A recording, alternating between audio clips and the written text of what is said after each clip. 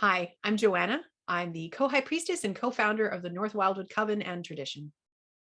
And I'm Denise, co-high priestess and co-founder of the North Wyldewood Coven and Tradition. Fantastic. And we are here to talk about animism and what it means when we say that we are animistic witches. So animism has a number of different definitions, but it really comes down to looking at the root of the word, which is anima, breath, life, or spirit. So animism is the belief that everything around us, all the objects, all of the physical things in our world have an animating spirit or life force. So there is an animistic soul of the river near you, of the rock that is on your altar, of your dog, of you, and of the place where you live. So animism believes that everything is alive. And both Denise and I share that belief, and that's very much a core belief within our tradition as well, in the way that we practice witchcraft.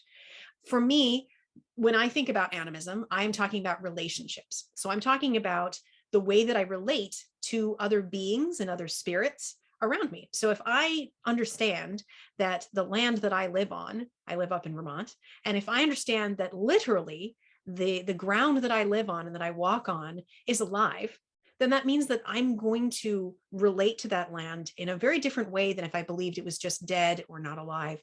I have to form a relationship with that land. I have to think of it like I would my friend, like Denise, or my husband, or anybody in my life. And I need to respect and act respectfully towards that land and towards all of the both incarnated spirits of the world, like rocks and trees, and also the not incarnate spirits, like the spirits of my ancestors and other things like that. So it's all about our relationships. I do not live in Vermont. I live in Brooklyn, so I have an urban environment. However, there's also Prospect Park. So then there's some type of wildness that's here.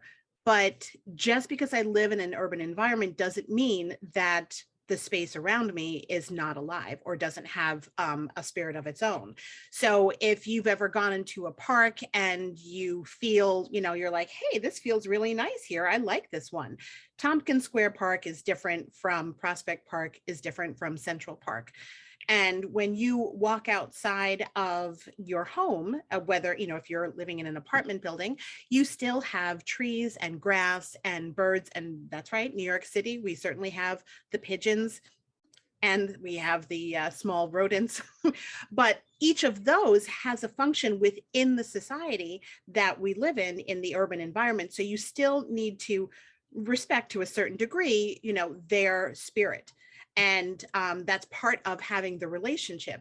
I think JoAnna also just mentioned that. So it's, it doesn't matter where you are, whether you're in the country, you're in a park, or you're on a city street, there's always some presence that is otherworldly.